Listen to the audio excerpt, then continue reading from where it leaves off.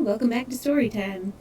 So today we are on part 4 of Northanger Abbey, and where we left off in the story, Catherine had just been invited to go and stay with the Tilneys at Northanger Abbey, and I likewise discovered, at the same time discovered that I had for the past several years been saying Tilney's name wrong. I had been calling them Tinley because I personally know a Tinley, but I was incorrect.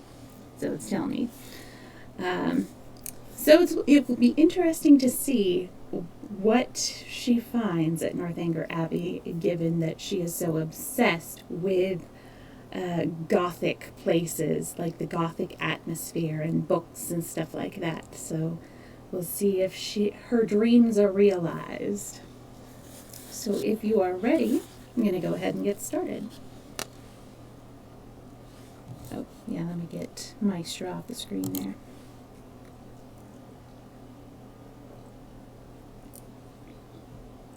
Chapter 20. Mr. and Mrs. Allen were sorry to lose their young friend, whose good humor and cheerfulness had made her a valuable companion, and in the promotion of whose enjoyment their own had been greatly increased. Her happiness in going with Miss Tilney, however, prevented happiness in going with Miss Tilney. Oh, hang on a second. I just reread that. Her happiness in going with Miss Tilney, however, prevented their wishing it otherwise, and as they were to remain only one more week in Bath themselves, her quitting them now would not long be felt. Mr. Allen attended her to Milsom Street, where she was to breakfast, and saw her seated with the kindest welcome among her new friends.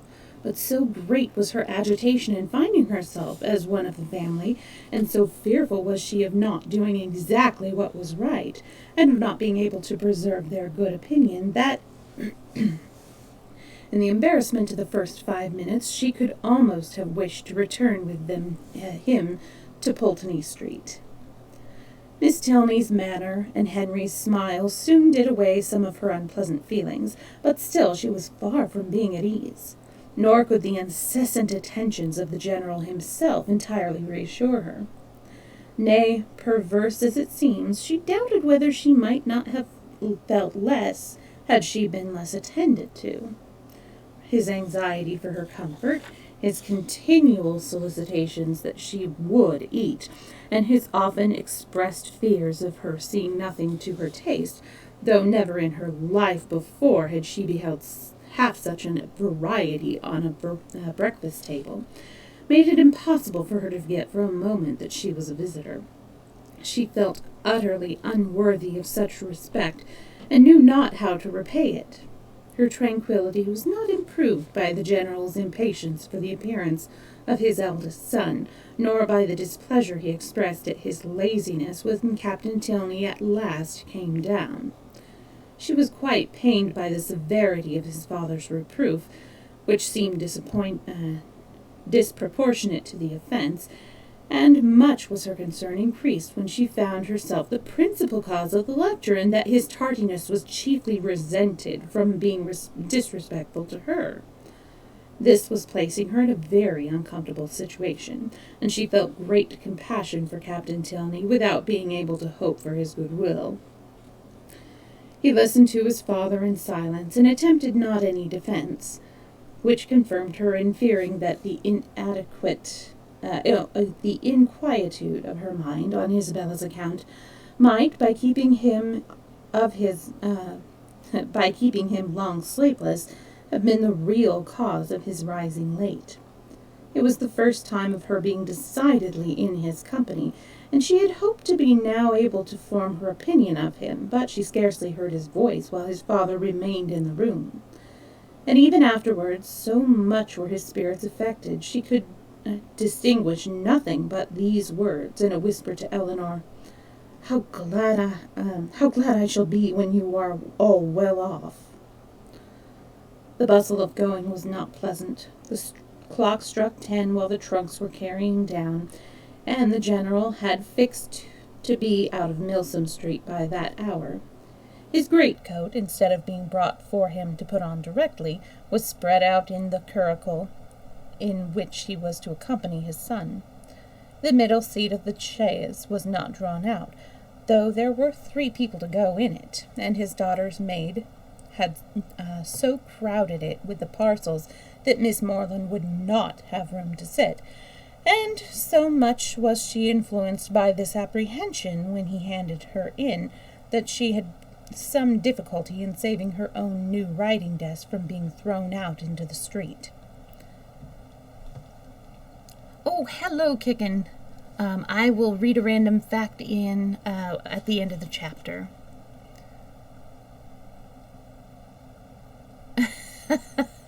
Odd Twix adverts. That's fun. Oh, old Twix. Gotcha. I actually like the old Twix ones because that was before they started doing the left side versus right side. It's like, do we have to pick a side? They're just Twix. Let's eat Twix. All right. There we go. At last, however, the door was closed upon the 3 females, and they set off at the sober pace in which the handsome, highly fed 4 horses of a gentleman usually perform a journey of 30 miles. Such was the distance of Northanger from Bath, to be now divided into 2 equal stages. Catherine's spirits revived as they drove from the door, for with Miss Tilney she felt no restraint, and with the interest of a road entirely new to her, of an abbey before and a curricle behind, she caught the last view of Bath without any regret, and met with every milestone before she expected it. The tediousness of a 2 hours' wait at,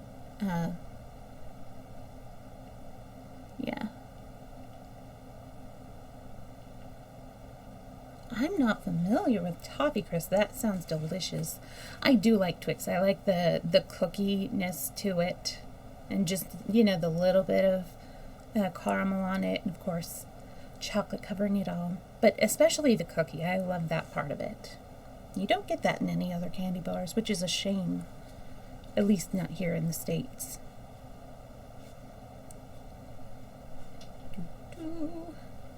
The tediousness of a 2-hour wait at Petty France, in which there was nothing to be done but to eat without being hungry, and loiter about without anything to see, next followed, and her admiration of the style in which they travelled, of the fashionable chaise and 4 postilions, handsomely liveried, rising so regularly in their stirrups, and numerous outriders properly mounted, sunk a little under his consequent inconvenience. Had their party been perfectly agreeable, the delay would have been nothing, but General Tilney, though so charming a man, seemed always a check upon his children's spirit, and scarcely anything was said but by himself. The observation of which, with his discontent at whatever the inn afforded, and his angry impatience at the waiters, made Catherine grow every moment more in awe of him, and appeared to lengthen the 2 hours into 4. At last, however, the order of release was given, and much was Catherine then surprised by the General's proposal of her taking his place in his son's curricle for the rest of the journey. The day was fine, and he was anxious for her seeing as much of the country as possible. Ooh, that sounds delicious. Oh, I tried hobnobs for the first time the other week, and ooh, they were good. The Jaffa cakes were a bit dry, though, but I really would love to try fresh Jaffa cakes, because I love, the orange zing of an orange jelly. So good. The remembrance of Mr. Allen's opinion respecting young men's open carriages made her blush at the mention of such a plan, and her first thought was to decline it, but her second was of greater deference for General Tilney's judgment. He could not propose anything improper for her, and in the course of a few minutes she found herself with Henry in the curricle, as happy a being as ever existed. A very short trial convinced her that a curricle was the prettiest equipage in the world. The chaise and four reeled off with some grandeur, to be sure, but it was a heavy and troublesome business, and she could not easily forget its having stopped 2 hours at Petty-France. Half the time would have been enough for the curricle, and so nimbly were the light horses disposed to move that, had not the general chosen to have his own carriage lead the way, they could have passed it with ease in half a minute. But the merit of the curricle did not all belong to the horses. Henry drove so well, so quietly, without making any disturbance, without parading to her or swearing at them, so different from the only gentleman coachman whom it was in her power to compare him with. And then his hat sat so well, and the innumerable capes of his greatcoat looked so becomingly important. To be driven by him, next to dancing with him, was certainly the greatest happiness in the world. In addition to every other delight, she had now that of listening to her own praise, of being thanked at least on his sister's account for her kindness in thus becoming her visitor, of hearing it ranked as real friendship and described as creating real gratitude. His sister, he said, was uncomfortably circumstanced. She had no female companion, and, in the frequent absence of her father, was sometimes without any companion at all. "Oh, hey, Wholesome, good to see you." "So glad you could make it. You haven't missed much." "But how can that be?" said Catherine. "Are not you with her?"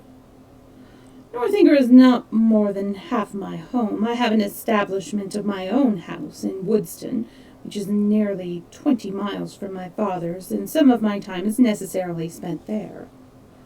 "How sorry you must be for all that." "I'm always sorry to leave Eleanor."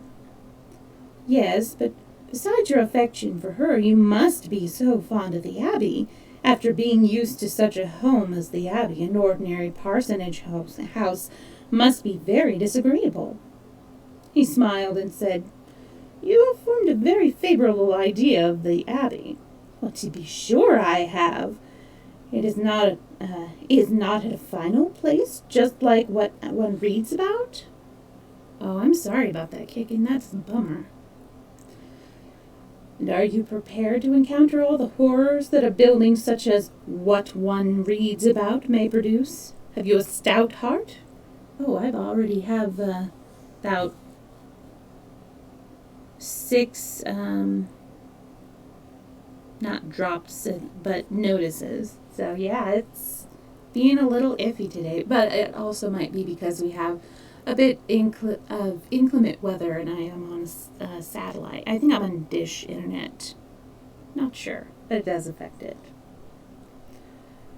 "And are you prepared to encounter all the horrors that buildings such as what one reads about may produce?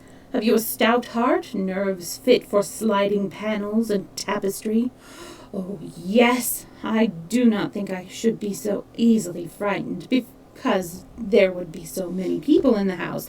And besides, it has never been uninhabited and left deserted for years, and then the family come back to it unawares, without giving any notice, as generally happens." "No, certainly.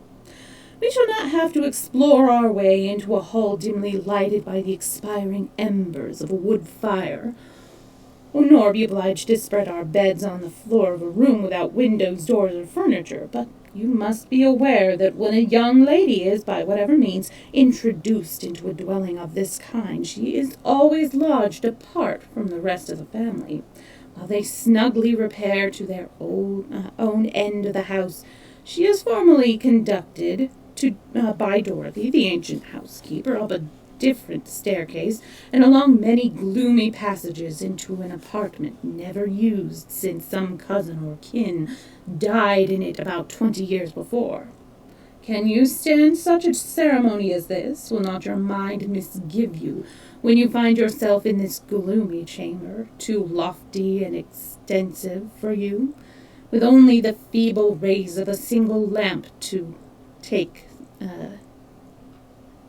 in its size, its walls hung with tapestry exhibiting figures as large as life in the bed of dark green stuff or purple velvet, presenting even a funeral appearance, will not your heart sink within you? Oh, but this will not happen to me, I'm so sure. How fearfully will you examine the furniture of your apartment, and what will you discern? Not tables, toilets, wardrobes, nor drawers, but on one side perhaps the remains of a broken lute, on the other a ponderous chest which no efforts can open, and over the fireplace the portrait of some handsome warrior whose features will so incomprehensibly strike you that you will not be able to withdraw your eyes from it. Dorothy, meanwhile, no less struck by your appearance, gazes on you in great agitation and drops a few unintelligible hints. To raise your spirits, moreover, she gives you reason to suppose that the part of the abbey you inhabit is undoubtedly haunted, and informs you... Oh, I'm sorry to hear that, Kicken. I will post the random fact in Discord. Let's see. And informs you that you will not have a single domestic within call. With this parting cordial, she curtsies off. You listen to the sound of her receding footsteps as long as the last echo can reach you, and when, with fainting spirits, you attempt to fasten your door, you discover, with increased alarm, that it has no lock. Oh, Mr. Tilney, how frightful! This is just like a book. But it cannot really happen to me. I'm sure your housekeeper is not really Dorothy. Well, what then? Nothing further to alarm you perhaps may occur the first night. After summoning your unconquerable horror of the bed, you will retire to rest and get a few hours unquiet slumber. But on the second, or at farthest the third night after your arrival, you will properly have a violent storm. Peals of thunder so loud as to seem to shake the edifice to its foundation will roll round the neighboring mountains, and during the frightful gusts of wind which accompany it, you will probably think you discern, for your lamp is not extinguished, one part of the hanging more violently agitated than the rest. Unable, of course, to repress your curiosity in so favorable a moment for indulging it, you will instantly arise, and throwing your dressing gown round you, proceed to examine this mystery. After a very short search, you will discover a division in the tapestry so artfully constructed as to defy the minutest inspection, and on opening it, a door will immediately appear, which door, being only secured by a massy bar and a padlock, you will, after a few efforts, succeed in opening, and, with your lamp in your hand, will pass through it into a small vaulted room. No, indeed, I should be too much frightened to do any such thing. What? Not when Dorothy has given you to understand that there is a secret subterraneous communication between your apartment and the chapel of St. Anthony, scarcely 2 miles off? Could you shrink from so simple an adventure? No, you will proceed into this small vaulted room, and through this into several others, without perceiving anything very remarkable in either. In one, perhaps, there may be a dagger, in another a few drops of blood, and in a third the remains of some instrument of torture. But there being nothing in all this out of the common way, and your lamp being nearly exhausted, you will return towards your own apartment. In repassing through the small vaulted room, however, your eyes will be attracted towards a large, old-fashioned cabinet of ebony and gold, which, though narrowly examining the furniture before, you had passed unnoticed. Impelled by an irresistible presentiment, you will eagerly advance to it, unlock its folding doors, and search into every drawer, but for some time without discovering anything of importance. Perhaps nothing but a considerable hoard of diamonds. At last, however, by touching a secret spring, an inner compartment will open. A roll of paper appears. You seize it. It contains many sheets of manuscript. You hasten with the precious treasure into your own chambers, but scarcely have you been able to decipher, "Oh, thou, whosoever you mayst be, into whose hands these memoirs of the wretched Matilda may fall, with your lamp suddenly expires in the socket, and leaves you in total darkness." "Oh, no, do not say so. Well, go on." But Henry was too much amused by the interest he had raised to be able to carry it farther. He could no longer command solemnity either of subject or voice, and was obliged to entreat her to use her own fancy in the perusal of Matilda's woes.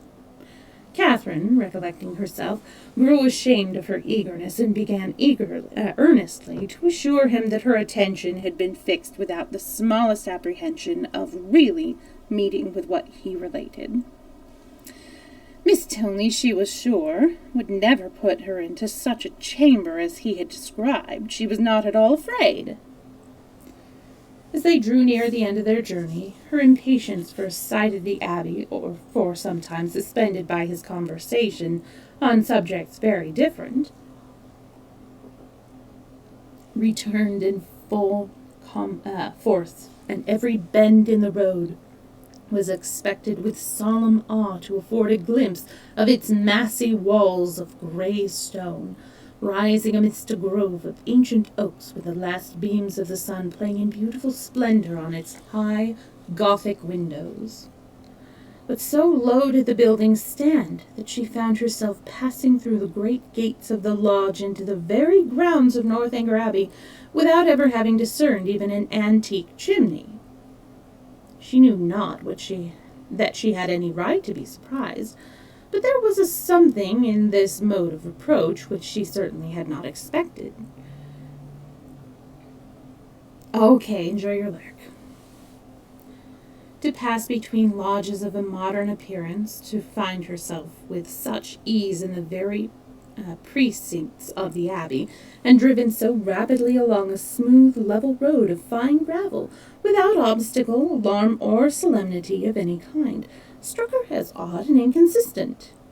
She was not long at leisure, however, for such considerations. A sudden scud of rain, driving full in her face, made it impossible for her to observe anything further, and fixed all her thoughts on the welfare of her new straw bonnet. And she was actually under the Abbey walls, was springing, with Henry's assistance, from the carriage, was beneath the shelter of the old porch, and had even passed on to the hall, when her friend and the general were waiting to welcome her, without feeling one awful foreboding of future misery to herself, or one moment's suspicion of any past scenes of horror being acted within the solemn edifice. The breeze had not seemed to waft the sighs of the murderer to her. It had wafted nothing worse than a thick, mizzling rain, and having given a good shake to her habit, she was ready to be shown into the common drawing-room, and capable of considering where she was. An abbey. Yes, it was delightful to be really in an abbey, but she doubted, as she looked round the room, whether anything within her observation would have given her the consciousness.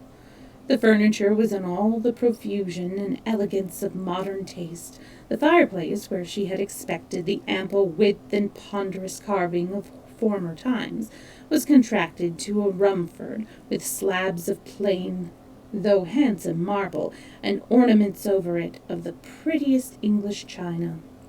The windows, to which she looked with peculiar dependence, from having heard the general talk of his preserving them in their Gothic form with reverential care, were yet less what her fancy had portrayed. To be sure, the pointed arch was preserved. The form of them was Gothic. They might be even casements, but every pane was so large, so clear, so light. To an imagination which had hoped for the smallest divisions and the heaviest stonework for painted glass, dirt, and cobwebs, the difference was very distressing. The general, perceiving how her eye was employed, began to talk of the smallness of the room and simplicity of the furniture, where everything, being from daily use, pretending only to comfort, etc. flattering himself, however, that there were some apartments in the abbey not unworthy her notice, and was proceeding to mention the costly gilding of one in particular, when, taking out his watch, he stopped short to pronounce it with surprise within 20 minutes of 5. This seemed the word of separation, and Catherine found herself hurried away by Miss Tilney, in which a manner was in such a manner as convinced her that the strictest punctuality to the family hours would be expected at Northanger. Returning through the large and lofty hall, they ascended a broad staircase of shining oak, which, after many flights and many landing places, brought them upon a long, wide gallery. On one side it had a range of doors, and it was lighted on the other by windows, which Catherine had only time to discover looked into a quadrangle, before Miss Tilney led the way into a chamber, and, scarcely staying to hope she would find it comfortable, left her with an anxious entreaty that she would make as little alterations as possible in her dress. Going to take just a small break. Yeah, I'm having a lot of dropped frames here. 13 so far, and I'm only 28 minutes in.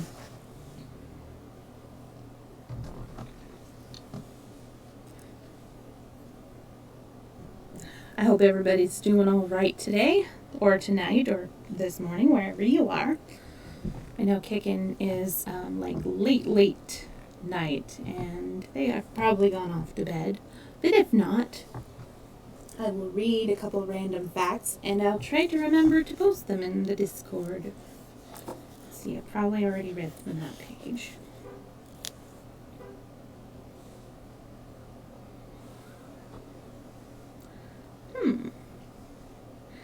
As a young man in London in 1914, Ho Chi Minh worked for Escoffier as a trainee pastry chef. Interesting. And the South American revolutionary Simón Bolívar was at various times president of Bolivia, Colombia, Ecuador, Peru, and Venezuela. And Venezuela, by the way, is Spanish for Little Venice. There we go. I'll try to post those up later for kicking.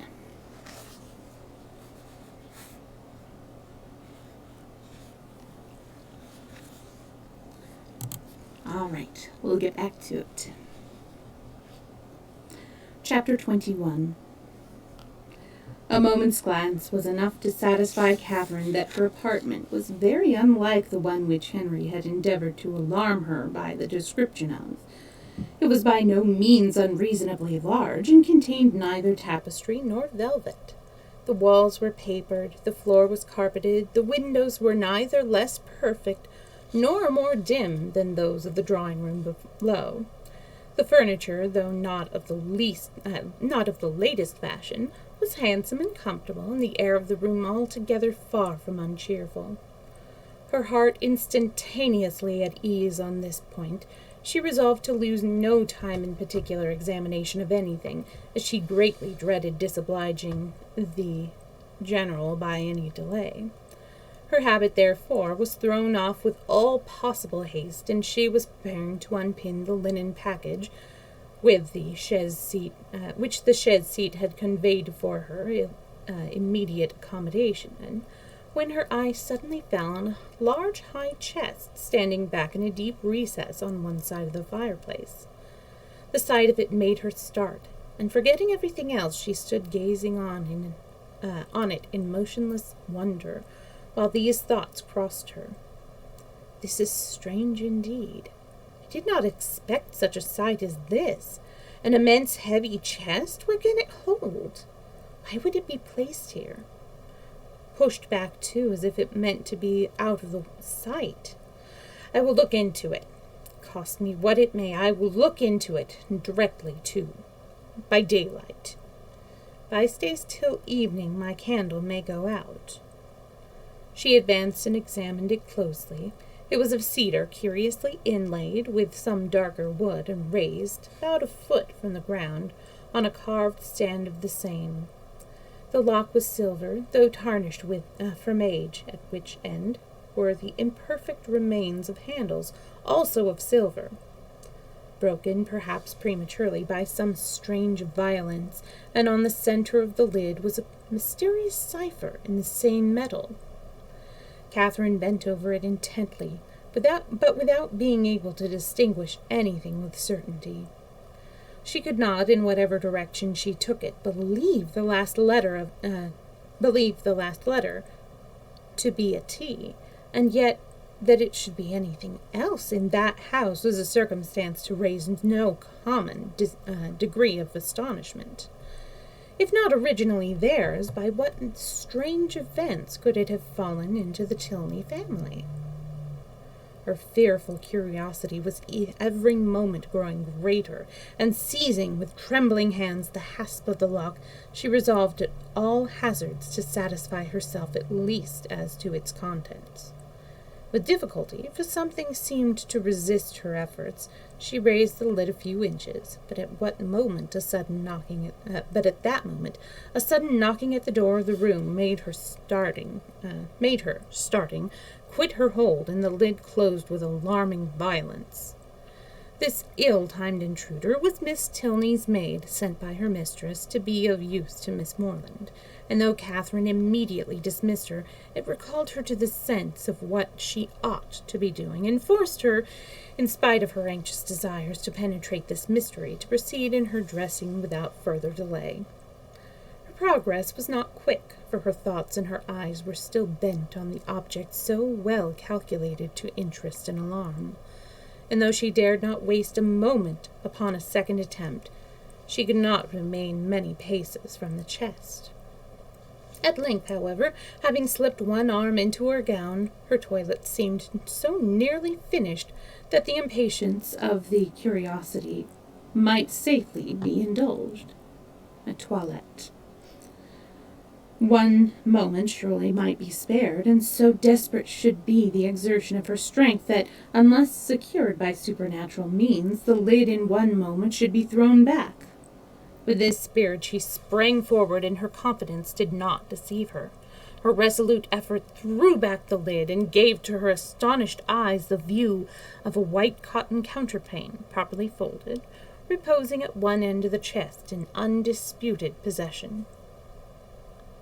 She was gazing on it with the fullest blush of surprise when Miss Tilney, anxious for her friend's being ready, entered the room, and to the rising shame of having harbored for some moments an absurd expectation, was then added the shame of being caught in so idle a search. "That is a curious old chest, is it not?" asked Miss Tilney, as Catherine hastily closed it and turned away to the glass. "It is impossible to say how many generations it has been here. How it came to be first put in this room I know not, but I have not had it moved, because I thought it might sometimes be of use in holding hats and bonnets. The worst of it is that its weight makes it difficult to open. In that corner, however, it is at least out of the way." Catherine had no leisure for speech, being at once blushing, tying her gown, and forming wise resolutions with the most violent dispatch. Miss Tilney gently hinted her fear of being late, and in half a minute they ran downstairs together, in an alarm not wholly unfounded, for General Tilney was pacing the drawing-room, his watch in his hand, and having on the very instant of their entering pulling the bell with violence, ordering "Dinner to be on the table directly." Catherine trembled at the emphasis with which he spoke, and sat pale and breathless, in a most humble mood, concerned for his children, and detesting old chests. And the General, recovering his politeness as he looked at her, spent the rest of his time in scolding his daughter for so foolishly hurrying her fair friend, who was absolutely out of breath from haste, when there was not the least occasion for hurry in the world. But Catherine could not at all get over the double distress of having involved her friend in a lecture, and been a great simpleton herself, till they were happily seated at the dinner table, when the General's complacent smiles and a good appetite of her own restored her to peace. The dining parlour was a noble room. suitable in its dimensions to a much larger drawing room than the one in the common use, and fitted up in a style of luxury and expense which was almost lost on the unpracticed eye of Catherine, who saw little more than its spaciousness in the number of its attendants. Of the former she spoke aloud her admiration, and the general, with a very gracious countenance, acknowledged that it was with a very by no means an ill-sized room, and further confessed that, though as careless as such subjects as most people, he did look upon a tolerably large eating-room as one of the necessities of life. He supposed, however, that she must have been used to much better-sized apartments at Mr. Allen's. "No, indeed," was Catherine's honest assurance. Mr. Allen's dining parlour was not more than half as large, and she had never seen so large a room as this in her life. The general's good humour increased. Why, as he had such rooms, he thought it would be simple not to make use of them. But upon his honour he believed there might be comfort in rooms of only half their size. Mr. Allen's house, he was sure, must be exactly of the true size of rational happiness. The evening passed without any further disturbance, and in the occasional absence of General Tilney, with much positive cheerfulness. It was only in his presence that Catherine felt the smallest fatigue from her journey, and even then, even in moments of languor or restraint, a sense of general happiness preponderated, and she could think of her friends in Bath without one wish of being with them. The night was stormy. The wind had been rising at intervals the whole afternoon, and by the time the party broke up it blew and rained violently. Catherine, as she crossed the hall, listened to the tempest with sensations of awe, and when she heard it rage round a corner of the ancient buildings and close with sudden fury a distant door, felt for the first time that she was really in an abbey. Yes, these were characteristic sounds. They brought to her recollection a countless variety of dreadful situations and horrid scenes which such buildings had witnessed and such storms ushered in, and most heartily did she rejoice in the happier circumstance attending her entrance within walls so solemn. She had nothing to dread from midnight assassins or drunken gallants. Henry had certainly been only in jest in what he had told her that morning. An house so furnished and so guarded, she could have nothing to explore or to suffer, and might go to her bedroom as securely as if it had been her own chamber at Fullerton.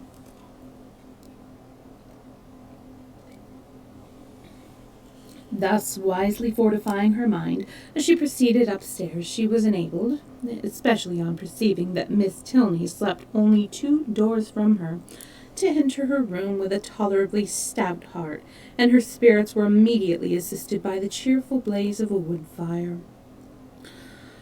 "Oh, how much better is this," said she, as she walked to the fender. "How much better to find a fire ready lit, than to have to wait shivering in the cold till all the family are in bed, as so many poor girls have been obliged to do, and then to have a faithful old servant frightening one by coming in with a log. How glad I am that Northanger is what it is. If it had been like some other places, I do not know that in such a night as this I could have answered for my courage. But now, to be sure, there is nothing to alarm one." She looked round the room. The window curtains seemed in motion. It could be nothing but the violence of the wind penetrating through the divisions of the shutters, and she stepped boldly forward, carelessly humming a tune to assure herself of its being so, peeped courageously behind each curtain, saw nothing on either low window seat to scare her, and on placing a hand against the shutter, felt the strongest conviction of the wind's force. A glance at the old chest as she turned away from this examination was not without its use.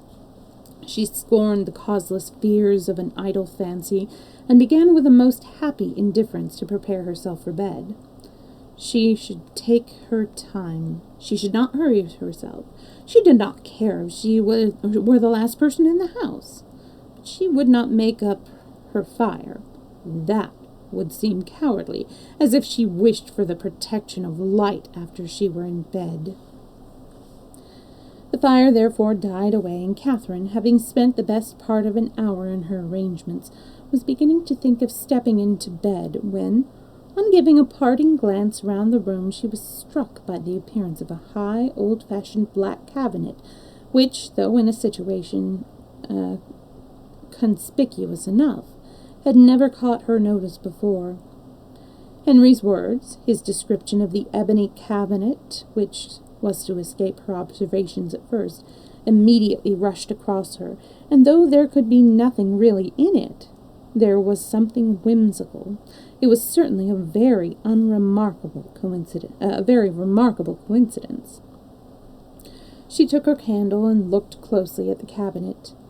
It was not absolutely ebony and gold, but it was Japan, black and yellow Japan of the handsomest kind. I guess Japan is either a combination of colors or like a certain design from back then. And as she held her candle, the yellow had very much the effect of gold. The key was in the door, and she had a strange fancy to look into it. Not, however, with the smallest expectation of finding anything, but it was so very odd, after what Henry had said. In short, she could not sleep till she had examined it.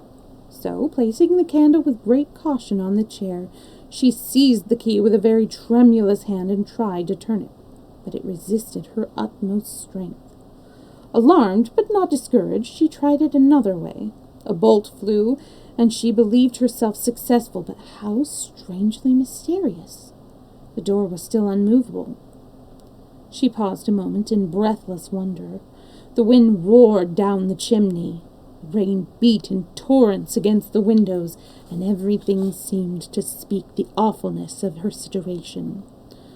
To retire to bed, however, unsatisfied on such a point, would be vain, since sleep must be impossible with the consciousness of a cabinet so mysteriously closed in her immediate vicinity. Again, therefore, she applied herself to the key, and after moving it in every possible way for some instants, with the determined celebrity of Hope's last effort, the door suddenly yielded to her hand.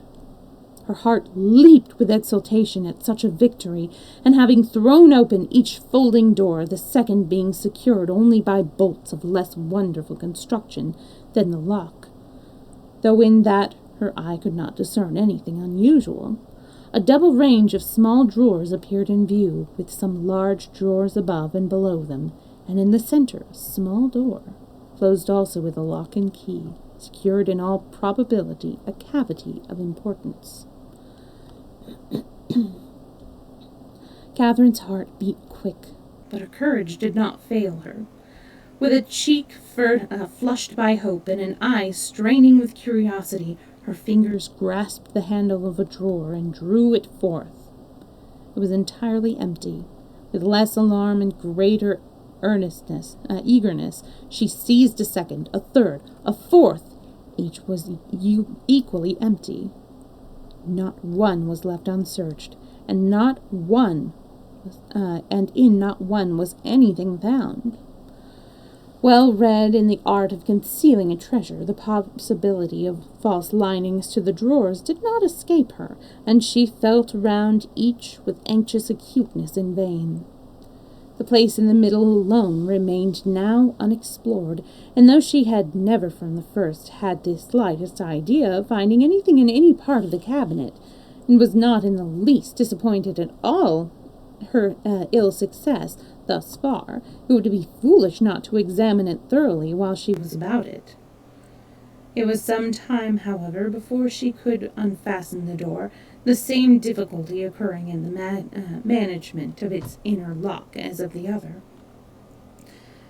But at length it did open, and not vain, as hitherto, was her search. Her quick eyes directly fell on a roll of paper pushed back into the further part of the cavity, apparently for concealment, and her feelings at that moment were indescribable.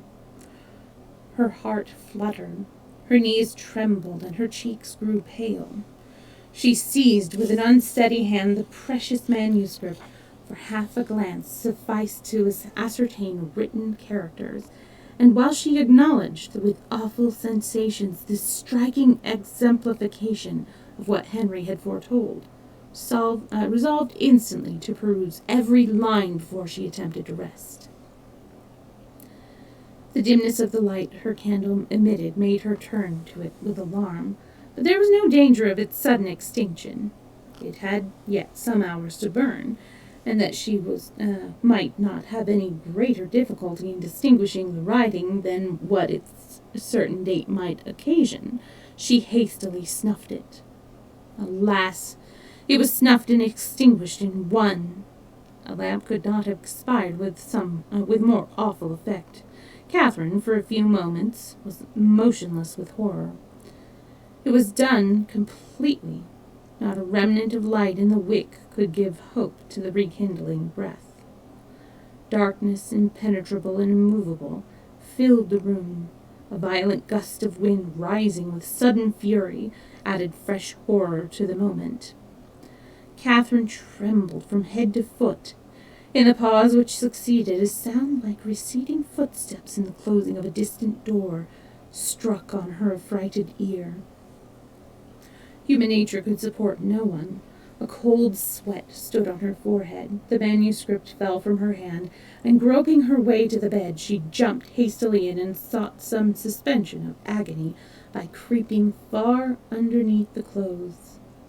To close her eyes and sleep that night, she felt must be entirely out of the question. But a curiosity so justly awakened, the feelings in every way so agitated, repose must be absolutely impossible. The storm too abroad, so dreadful.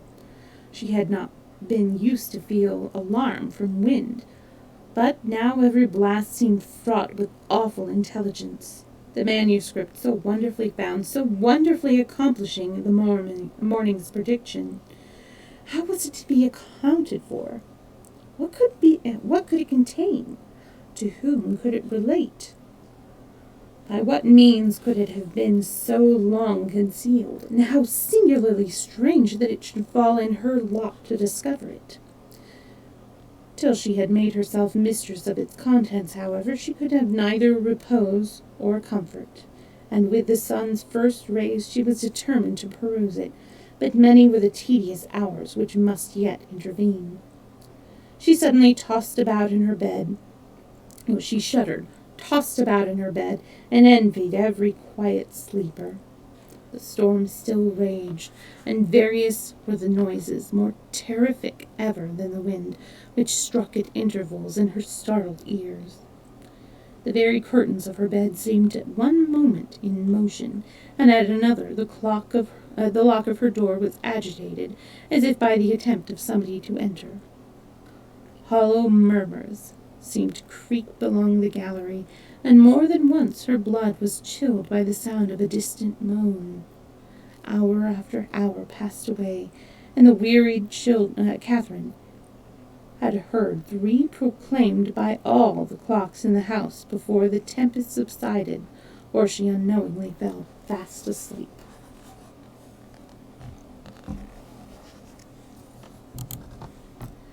Taking a tiny break.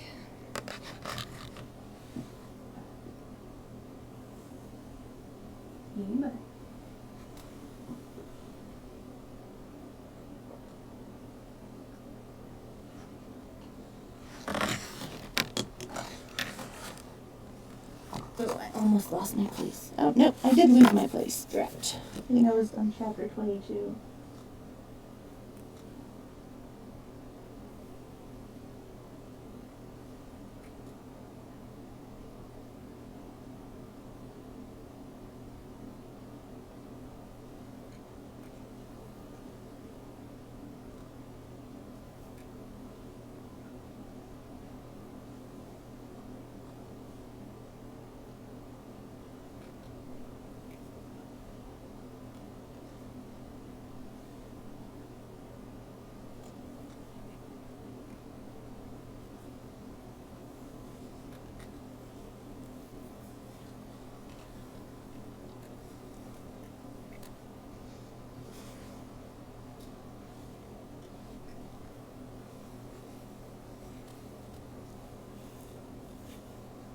Sorry, I'm putting my hair up.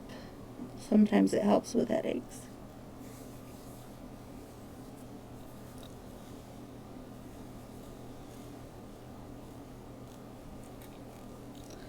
For some reason, the allergens have been were really bad last night. So that's why my voice is a bit scruffier than usual, and why I have this really frustrating headache, and I'm so tired. So just fair warning, it might be a shorter story time. I'll try at least one more chapter.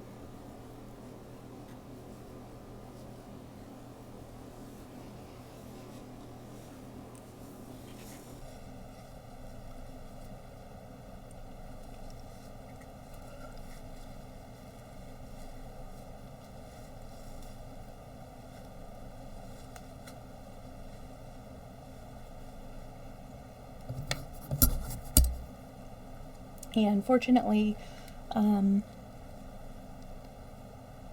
people use a lot of wood stoves to heat their houses and apartments here, and the smoke of that can have an effect because it carries a lot of the allergens in the woods and leaves and stuff like that in the air. Allergy season in California doesn't ever really stop. It just, it has its fast moments and its slow moments, and this is one of the heavy allergy times.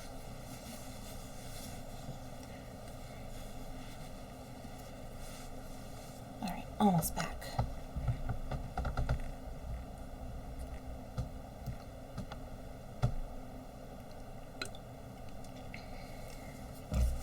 Alright, let's find where we were. Table of contents. There's no table of contents. What? I have to find the page myself. Hey, there we go. It wasn't hard at all. I know approximately where we were, judging from the width of what was, or the depth. Yeah, the depth of what was left when we stopped. Alright, here we go. Chapter 22. The housemaid's folding back her window's shutters at 8 o'clock the next day was the sound which first roused Catherine, and she opened her eyes, wondering that they could ever have been closed on objects of cheerfulness. Her fire was already burning, and a bright morning had succeeded the tempest of the night. Instantaneously, with the consciousness of existence, returned her recollection of the manuscript, and springing from the bed in the very moment of the maid's going away, she eagerly collected every scattered sheet which had burst from the roll on its falling to the ground, and flew back to enjoy the luxury of her perusal on her pillow. She now plainly saw that she must not expect a manuscript of equal length with the generality of what she had shuddered over in books, for the roll, seeming to consist entirely of small disjointed sheets, was altogether but a trifling size, and much less than she had supposed it to be at first. Her greedy eye glanced rapidly over a page. She stared at its import. Could it be possible, or did not her senses play her false? An inventory of linen, in coarse and modern characters, seemed all that was before her. If the evidence of sight might be trusted, she held a washing bill in her hand. She seized another sheet and saw the same articles with little variation. A third, a fourth, and a fifth presented nothing new. Shirts, stockings, cravats, and waistcoats faced her in each. Two other, penned by the same hand, marked an expenditure scarcely more interesting, in letters, hair powder, bowstring, and breeches ball. And the larger sheet, which had enclosed the rest, seemed by its first cramped line to poultice chestnut mare, a farrier's bill. Such was the collection of papers, left perhaps, as she could then suppose, by the negligence of a servant in the place whence she had taken them, which had filled her with expectations and alarm, and robbed her of half her night's rest. She felt humbled to the dust. Could not the adventure of the chest have taught her wisdom? A corner of it, catching her eye as she lay, seemed to rise up in judgment against her. Nothing could now be clearer than the absurdity of her recent fancies. To suppose that a manuscript of many generations back could have remained undiscovered in a room such as that, so modern, so habitable, so that she should be the first to possess the skill of unlocking a cabinet, the key of which was open to all. She could have... how could she have so imposed on herself? Heaven forbid that Henry Tilney should ever know of her folly. And it was in a great measure his own doing, for had not the cabinet appeared so exactly to agree with his description of her false adventures, she should never have felt the smallest curiosity about it. This was the only comfort that occurred. Impatient to be rid of those hateful evidences of her folly, those detestable papers, then scattered over the bed, she rose directly, and folding them up as nearly as possible in the small shape as before, returned them to the same spot in the cabinet, with a very hearty wish that no untoward accident might ever bring them forward again, to disgrace her even with herself. Why the locks should have been so difficult to open, however, was still something remarkable, for she could now manage them with perfect ease. In this there was surely something mysterious, and she indulged in the flattering suggestion for half a minute, till the possibility of the doors having been at first unlocked, and of being herself its fastener, darted into her head and cost her another blush. She got away as soon as she could from a room in which her conduct produced such unpleasant reflections, and found her way with all speed to the breakfast parlour, as if it had been pointed out to her by Miss Tilney the evening before. Henry was alone in it, and this immediate hope of her having been undisturbed by the tempest, with an arch reference to the character of the building they habited, and rather distressing, for the world would she not have weakness suspected, and yet unequal to the absolute falsehood, was constrained to acknowledge that the wind had kept her awake a little. "We have a charming morning after us," she added, desiring to get rid of the subject, "and storms and sleeplessness are nothing when they are over. What beautiful hyacinths! I have just learnt to love hyacinths." Sorry, I'm skipping ahead in the chapter. It looks like we have 8 more pages, and I'm not doing any better, so I apologize that I am going to end early today, because this headache is not going away, unfortunately, and I'm having a hard time keeping my eyes open, so I once again apologize profusely. Let's find somebody to raid. Let's see who's on.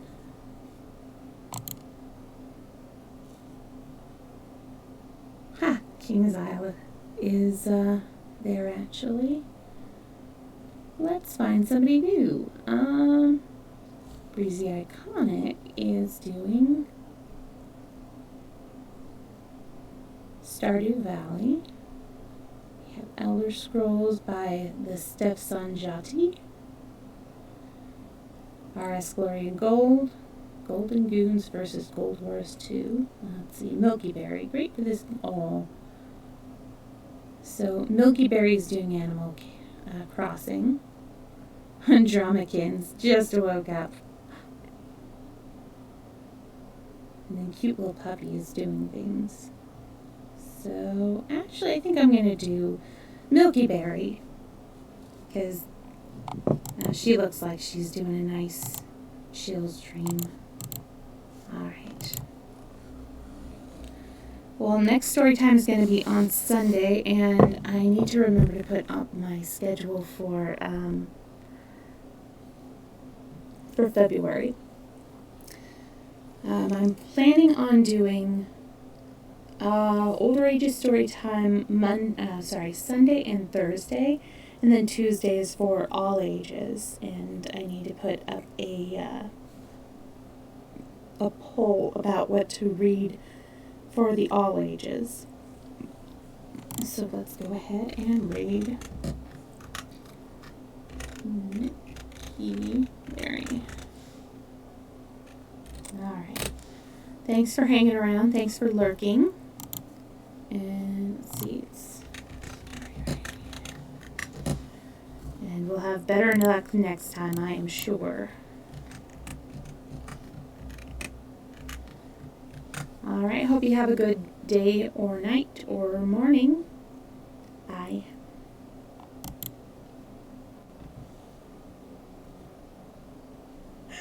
Everybody's just against everybody here.